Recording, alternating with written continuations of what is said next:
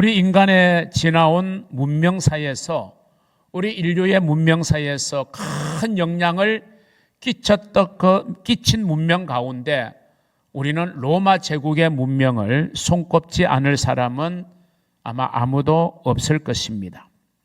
그만큼 로마 제국이 인류 문명사에 끼친 영향은 부정적이든 긍정적이든 매우 많은 영향을 끼쳤습니다.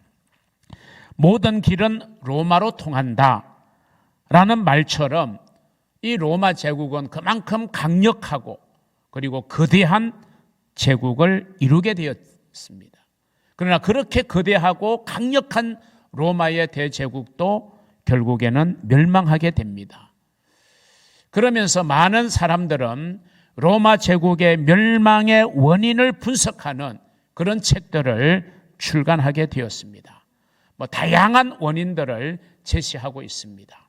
그런데 한 가지 분명한 사실은 이 로마 제국의 흥망성쇠, 로마 제국이 흥하고 망하고 그리고 성장하고 쇠퇴하는 이 모든 로마 제국의 흥망성쇠의 역사에 기독교와 밀접한 관계가 있다고 하는 사실만큼은 그 어느 누구도 부인할 수 없는 사실입니다. 우리 기독교의 입장에서 로마 제국의 흥망에 대해서 조금 더 우리가 솔직한 진술을 하자고 하면 초기 기독교는 아주 거룩한 영향을 끼쳤어요. 좋은 선한 영향력을 끼쳤어요. 그래서 이 초기 기독교의 거룩한 영향과 함께 로마의 문명은 그 절정에 달하게 됩니다. 그런데 이 기독교가 점점 시간이 흐르면서 후기 로마의 기독교는 타락을 하게 됩니다. 이 기독교의 부패와 함께 로마 제국은 점점 쇠락의 길을 걸어 결국에는 멸망하게 되는 그런 것이 어떤 면에서 보면 보다 솔직한 분석일 거라고 생각을 합니다. 우리가 기독교의 입장에서 초기 로마의 기독교는 세상에 소금의 역할을 했다 이렇게 평가를 한다면 후기로 갈수록 후기 로마의 기독교는 칼 막스의 비판처럼 민중을 타락시킨 세상의 아편이었다라고 생각할 수가 있습니다. 우리의 믿음이 사람을 향하여 세상을 향하여 소금의 역할을 하느냐 아니면 해를 끼치는 아편의 역할을 하느냐는 전적으로 우리의 선택이고 우리의 책임인 것입니다. 우리는 지금 건강한 교회의 모습을 성경을 통해서 살펴보고 있을진데 우리가 관심을 가져야 되는 건강한 교회의 모습, 로마 교회로 말한다면 로마의 그 기독교는 세상의 소금의 역할을 했고 세상의 빛의 역할을 했던 초기 로마 교회의 모습, 그것이 바로 우리가 본받아야 될 건강한 교회의 모습입니다. 이 초기 로마 교회의 모습을 가장 잘 우리에게 보여주고 있는 성경이 바로 오늘 본문이 되어지는 로마서입니다. 이 로마서를 통해서 우리는 로마 교회가 어떤 면에서 건강한 교회였는지를 우리는 생각해 볼 수 있는데 저는 이 로마서에 비춰지는 로마 교회의 아주 중요한 모습 두 가지를 여러분과 함께 나누면서 우리 각자가 그리고 우리의 믿음의 공동체가 그런 모습을 지니고 살아가는 그런 은혜가 있기를 기대합니다. 첫 번째는 믿음에 관한 좋은 소문이 있었던 교회, 그가 바로 초기 로마의 교회였습니다. 믿음에 관한 좋은 소문이 널리 퍼졌던 교회, 그게 바로 로마 교회입니다. 오늘 본문에 보면 사도 바울은 로마 교회 교인들의 믿음에 대해서 정말 자랑스럽게 인정하고 그리고 그런 믿음을 가지고 사는 것에 대해서 정말 하나님께 감사를 드리고 있습니다. 사실 로마 교회가 언제 시작되었는지 또 어떤 지도자에 의해서 시작되었는지는 알려져 있지는 않습니다. 그런데 분명한 것은 언제 누구에 의해서 시작됐는지는 알 수 없지만 아무튼 로마 교회가 이렇게 사도 바울의 이 극진한 칭찬을 받을 만한 믿음을 가지고 로마 사회에 지대한 영향을 끼치고 있었다고 하면 이것은 정말 하나님의 은혜가 아닐 수 없을 것입니다. 오늘 본문에서 바울은 이렇게 말합니다. 8절에 먼저 내가 예수 그리스도로 말미암아 너희 모든 사람에 관하여 내 하나님께 감사함은 너희 믿음이 온 세상에 전파됨이로다. 이렇게 말합니다. 이 로마, 여기는 이제 이 제1독자는 로마 교회에 보낸 편지니까 로마 교회의 성도들을 지칭하는 거죠. 그 로마 교회 성도들의 믿음이 온 세상에 전파되었다. 이 전파되었다는 말은 퍼져나갔다는 거죠. 정말 로마 교회에 있는 성도들의 믿음이 너무너무 좋은 믿음이야 하고 그 믿음의 소문이 그냥 인근에 쫙 퍼져나갔다는 겁니다. 우리는 요즘 매스컴이 너무 발달되어 있는 시대이고 미디어 시대이기 때문에 우리는 안방에 앉아서도 금방 세계 곳곳에서 일어나고 있는 일들을 우리는 매스컴을 통해서 접하게 되잖아요. 이때는 그런 시대는 아니었지만 사람의 입에서 입으로 구전으로 전해져서 입소문으로 이 일대의 로마 교회 성도들의 좋은 믿음의 모습이 소문이 났다. 이런 이야기입니다. 영어로 번역된 성경을 보면 그들의 믿음이 당시의 여러 지역에 리포터 되었다. 이렇게 말해요. 여러분, 리포터라는 말은 흔히 우리가 뉴스를 보면 어떤 사실에 대해서 아나운서가 멘트를 하고 이 내용에 대해서 어디에 나가 있는 특파원의 리포터가 있겠습니다. 그러면 이제 그 소식을 취재한 기자, 리포터가 이제 소식을 전해주는 거잖아요. 바로 이 로마 교회의 이 믿음의 소문은 사람을 통해서, 입을 통해서 리포터 되어졌다, 보고되어졌다, 선전되어졌다, 알려졌다, 이런 의미를 가지고 있는 것입니다. 이처럼 로마 교회 성도들의 믿음은 그 소문이 퍼지고 그리고 칭찬받을 만큼의 아주 좋은 믿음의 이미지를 가지고 있었던 것입니다. 바울은 이것이 너무 감사했습니다. 그런데 바울은 거기에 머물지 않고 조금 더 로마 교회 성도들을 향하여 당부를 하는 그런 마음을 가지고 있습니다. 그것은 뭐냐? 단지 믿음의 좋은 이미지만이 아니라 그 믿음을 지속적으로 이끌어가게 하는 믿음의 확실한 내용, 즉 믿음의 콘텐츠를 가지기를 원했어요. 믿음의 어떤 허울만이 아니라 믿음의 어떤 이미지나 겉으로 드러나는 모습만이 아니라 정말 그 안에 믿음의 확실한 콘텐츠, 내용이 있어야 된다. 그게 바로 복음이거든요. 복음의 내용이 정말 그 안에 잘 갖추어져 있기를 원한다라고 하는 것입니다. 두 번째는요, 이 로마 교회가 건강한 교회의 모습으로 우리에게 비춰지는 두 번째의 모습은 그들은 복음을 이해해서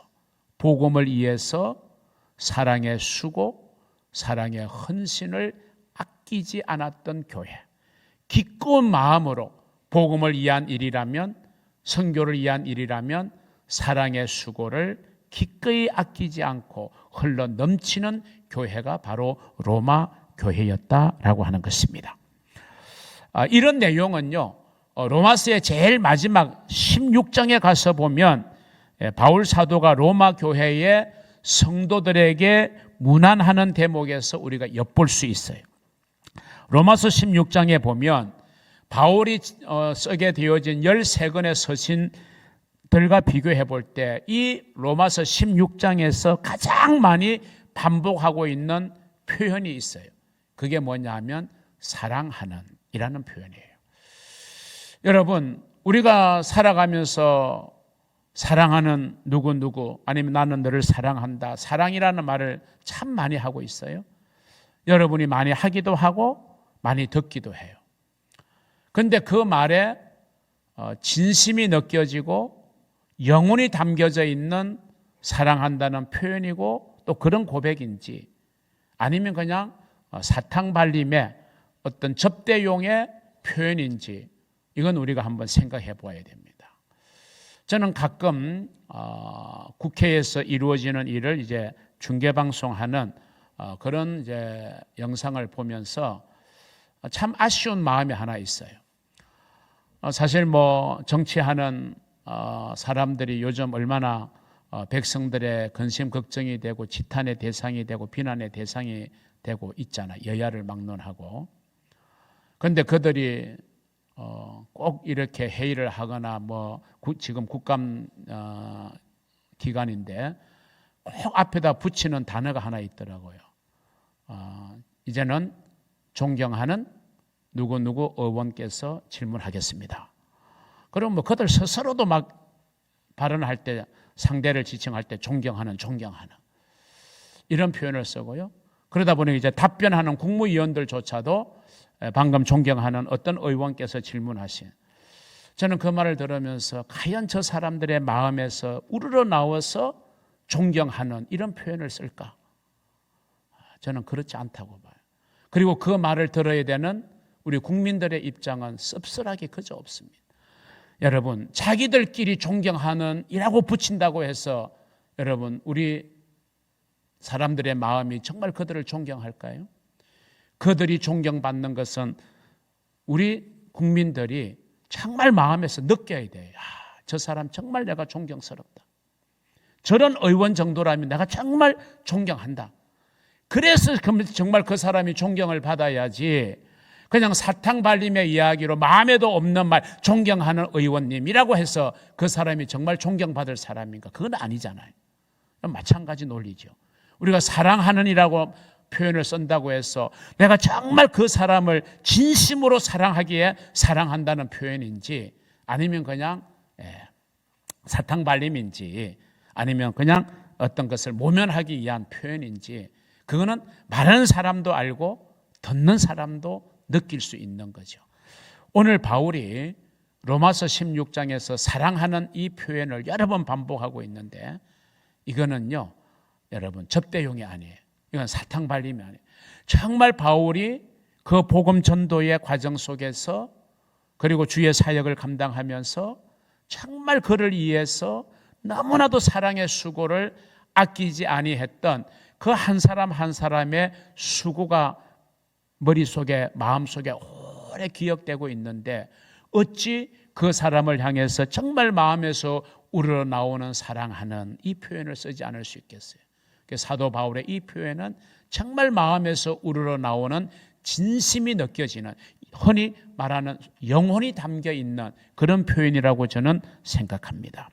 5절에 보시면 내가 사랑하는 에베네도, 8절에 보면 주 안에서 내 사랑하는 암블리아, 9절에 보면 나의 사랑하는 스다구, 12절에 보면 주 안에서 많이 수고하고 사랑하는 버시, 뭐 이런 이제 이름들을 등장시키면서 꼭 그 앞에다가 사랑하는 이라고 하는 수식어를 붙이는데 이거는 국회의원들이 스스로를 상대를 지칭하면서 존경하는 누구 하는 그 존경하는 말하고는 전혀 차원과 질이 다른 거예요. 그래서 이 단어를 거듭하고 되풀이할 정도로 로마 교회는 이미 사도 바울을 감격하도록 만든 사랑의 수고가 있었고 사랑의 헌신이 넘쳐나고 있었다는 것을 우리에게 잘 보여주고 있는 겁니다. 특별히 바울의 표현을 통해서 이 사랑의 수고를 한 대표적인 부부가 등장하고 있어요. 로마서 16장에 바로 그 부부는 브리스가와 아굴라입니다. 이 브리스가는 이제 브리스킬라라고도 하고 브리스가라고도 하고 아굴라 두 부부입니다. 자, 이들의 헌신을 기록하고 있는데 3절에 보면 그들은 나의 동력자다 그랬어요. 여러분, 바울은 목회자고 오늘날로 말해 목회자고 브리스가와 아굴라는 평신도예요. 그럼 나의 동력자다라고 하는 거거든요. 그만큼 이제 이 브리스가와 아굴라의 헌신은 마치 목사급의 헌신이다 이 말이에요. 여러분 4절에 보면요, 그들의 사랑의 헌신을 정말 놀라운 표현으로 언급하고 있어요. 뭐라고 말하느냐? 그들은 내 목숨을 위하여 자기들의 목까지도 내어 놓았나니. 여러분, 얼마나 멋진 헌신의 모습입니까? 이 브리스가와 아굴라 부부는 나를 위해서라면 자기의 목숨도 내어 놓을 수 있는 사람이었다. 저도 주님 앞에 이런 좀 인정을 받았으면 하는 마음은 있지만 너무 거리가 멀겠죠. 유성동 목사는 복음을 위해서 나를 위해서라면 자기의 목숨이라도 내 놓을 수 있는 사람이었다. 여러분, 이 브리스가는요 로마 여성입니다. 그리고 그의 남편인 아굴라는 유대인이에요. 그의 지금 이제 천막을 만들어서 파는 천막업자였어요. 그런데 이제 로마에서 살았는데 이 브리스가와 아굴라가 만나서 결혼을 했어요. 그런데 이제 결혼 생활을 로마에서 하고 있는데 로마의 클라우디 1세 황제 시절에 유대인들은 로마를 떠나라 하는 추방 명령이 내려졌어요. 그러니까 유대 출신이었던 이 아굴라가 로마에서 더 이상 살 수가 없는 거예요. 그래서 브리스가와 아굴라 부부는 로마를 떠나서 고린도로 옮겨가게 됩니다. 그 고린도에서 이제 천막업자로서 생활을 하고 있을 그때에 이 고린도에 바울 일행이 복음 전도차 고린도에 들어가게 되고 거기에서 이제 브리스가와 아굴라 부부와 바울이 운명적인 만남을 가지게 되는 겁니다. 그리고 이제 바울의 전도를 통해서 이들이 바울의 제자가 되고 동력자가 되어서 함께 복음 전도에 이제 헌신을 하게 돼요. 그런데 바울이 늘 그랬던 것처럼 어느 한 지역에 오래 머물지 않습니다. 어느 정도 전도하고 교회가 세워져서 되면 지도자를 세우고 또 다른 지역으로 가잖아요. 그래서 고린도에서 이제 바울이 에베소로 옮겨갑니다. 그런데 그때 이 브리스가와 아굴라도 자기들의 삶의 터전을 정리하고 바울을 따라 에베소로 거처를 옮깁니다. 여러분, 이게 쉬운 일이 아니에요. 이게 흔히 있을 수 있는 일이 아니고 일상적인 일이 아니에요. 복음 전도를 위해서 내 장막의 터전을 옮겼다? 여러분, 쉬운 일이 아니에요. 아마 여러분이 이사를 해보셨습니다마는 이사를 한다는 것이 쉽게 그냥 말처럼 옮기는 게 아니잖아요. 얼마나 많은 것들이 수반되는 거예요. 아마 여기 계신 분 중에서 저처럼 이사를 많이 다닌 분도 아마 없지 않을까 싶어요. 제가 어릴 때는요 전세 계약이 6개월 단위였습니다. 지금은 이제 2년이 기준이잖아요. 그때는 6개월이에요. 길면 1년이고요. 그럼 그때마다 이제 옮겨 다니는 거예요. 그래서 그 당시에 주민등록 등본을 떼면 지금은 이제 다 자동되어져 가지고 그냥 쫙 나오는데 그때는 다 주민등록표에 그 동사무소 직원들이 다 수기로 뒤편에 보면요 그 옮겨 다닌 집의 기록이 쫙 나와요. 한 20개 정도는 됐던 것 같아요. 그만큼 저는 이제 집을 많이 옮겨 다녔어요. 왜 그랬을까요? 집이 없었으니까. 이사 다니는 게요 말처럼 쉬운 게 아니에요. 더더군다나 이제 한참 예민해서 성장하는 사람에게는요 친구가 다 바뀌잖아요. 환경이 다 바뀌어버려요. 어른들은 어른들이라고 치더라도 자라나는 아이들은 환경이 다 바뀌어요. 그러니까 이게 힘든 거잖아요. 여러분, 혹시 여러분이 복음 때문에 여러분의 신앙생활을 잘하기 위한 것 때문에 아니면 교회 때문에 이사를 해본 적이 있으십니까? 쉽지 않는 일이죠. 쉬운 일이 아니죠, 결코. 자녀들의 학교 때문에 이사는 할 수 있고 남편의 직장 때문에 이사는 할 수 있고 아니면 부동산을 통해서 뭔가 좀 부를 얻기 위한 부동산 투자 때문에 이사를 해본 적은 여러분에게 있을 겁니다. 그런데 브리스가와 아굴라 부부처럼 정말 사도 바울을 도와서 선교할 목적으로 이사를 했다고 하는 거. 여기에 더하여서요. 이 브리스가와 아굴라는 자기의 집을 개방을 했습니다. 왜냐하면 그 당시는 이제 바울 일행이 가는 곳에는 교회가 없고 교회 건물이 없고 그냥 전도해서 그 전도 받아서 헌신하는 사람들이 자기의 집을 오픈해 주면 거기에 이제 믿는 사람들이 모여서 예배하던 그런 방식이었잖아요. 가정교회 방식이었거든요. 그래서 이 브리스가와 아굴라는 자기의 집을 오픈했어요. 여러분 요즘 신방 잘 안 받으려고 하잖아요. 구역 예배 가정에서 안 하려고 합니다. 자기의 집 오픈 안 합니다. 그냥 대부분 다 나가서 외부에서 식당에서 해결하고 말지 자기 집에 손님 안 받아들여요. 그런데 여러분, 누구나가 와서 예배할 수 있도록 자기 집을 오픈한다는 것은 물론 그 당시는 오늘의 상황과는 전혀 다른 상황이죠, 당연히. 그걸 전제하고서라도 그래도 자기의 집을 오픈한다는 것은 결단이 필요한 거죠. 초대교회에는 여러 성도들이 자기들의 집을 예배의 장소로 오픈을 했어요. 이런 것들이 결국 초대교회가 어려운 여건 속에서도 놀랍도록 부흥하게 되는 그 부흥의 역할을 감당하는 요소가 되었던 것입니다. 여러분, 이 당시에 비두니아 총독으로서 플리니우스라는 사람이 있었어요. 이 플리니우스는 이제 비두니아의 총독이었기 때문에 그 지역의 모든 걸 관할하면서 상황을 이제 로마 황제에게 보고하게 돼 있어요.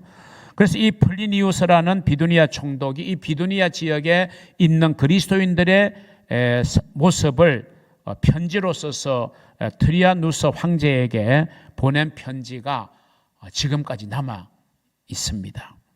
그 편지에서 이 플리니우스는요, 당시 비두니아에 사는 그리스도인들의 모습을 이렇게 설명하면서 그 기록을 이제 기록해서 보고한 게 있어요. 내게는 이제 자기가 생각할 때 그들의 신앙은 뭐 다른 사람이나 다른 지역에 해를 끼치지는 않는데 그냥 단순한 미신처럼 보인다. 이게 이제 플리니우스 총독의 평가였어요. 그들은 새벽에도 모여 시를 교독하고 찬송을 하고 그리스도를 신처럼 경배합니다. 때로 그들은 이웃에게 악을 행하지 않고 선하게 살기로 약속합니다. 때로는 저녁에도 그들 신도의 집에서 모여 포도주와 떡을 먹고, 이제 성찬이에요. 이거는 사랑을 약속합니다. 그들은 그리스도를 위해 그리고 서로를 위해 죽기로 약속합니다. 그리고 그들은 사랑을 위해 죽는 것을 두려워하지 않는 무리들입니다. 이게 그리스도인이 아닌 비두니아 총독의 눈에 비춰진 그리스도인에 대한 평가예요. 참 귀한 거예요. 그러면서 그 편지의 또 마지막 부분에 보면 이 그리스도인들이 잡혀가지고 신문을 받는 그 과정도 이제 기록해서 보고한 건데요. 신문하는 사람이 이럽니다. 내가 너희들을 신을 경배하기 어려운 먼 곳으로 유배를 보내버리겠다라고 협박하면요, 한 지도자가 이렇게 대답합니다. 그럴 수 없을 겁니다. 왜냐하면 온 세상이 우리 아버지의 집이기 때문에 그렇습니다. 그러면 널 죽이겠다 이렇게 하니까 내 생명은 총독의 손에 달려있는 게 아니라 내 생명은 그리스도 안에 있습니다. 내가 너의 모든 소유를 빼앗겠다. 내 모든 소유는 천국에 있습니다. 다른 어떤 사람도 만나지 못하게 하겠다라고 협박하니 그래도 저희를 그리스도의 사랑에서 끊을 수 없습니다 라고 대답을 했다는 것입니다. 너무나도 아름다운 그리스도인의 모습, 또 선한 영향력을 끼치는 사랑의 수고를 아끼지 않았던 로마 교회 성도들의 모습을 우리는 보게 됩니다. 바로 이런 믿음, 이런 사랑으로 초기 그리스도인들은 그 거대한 로마 제국과 맞닥뜨렸고 그 로마 제국이 기독교를 인정하게 되고 기독교를 국교로 받아들이게 되는 이 놀라운 원동력이 되었던 것입니다. 오늘 힘들고 어려운 시대를 살아가는 저와 여러분들에게도 이런 믿음, 이런 사랑의 수고가 필요합니다. 좋은 믿음의 이미지와 더불어 믿음의 훌륭한 콘텐츠, 복음의 내용으로 무장하여 그 복음을 위해서 사랑의 수고를 아끼지 않는 그런 건강한 교회를 이루어가는 저와 여러분 될 수 있기를 우리 주님의 이름으로 축원합니다.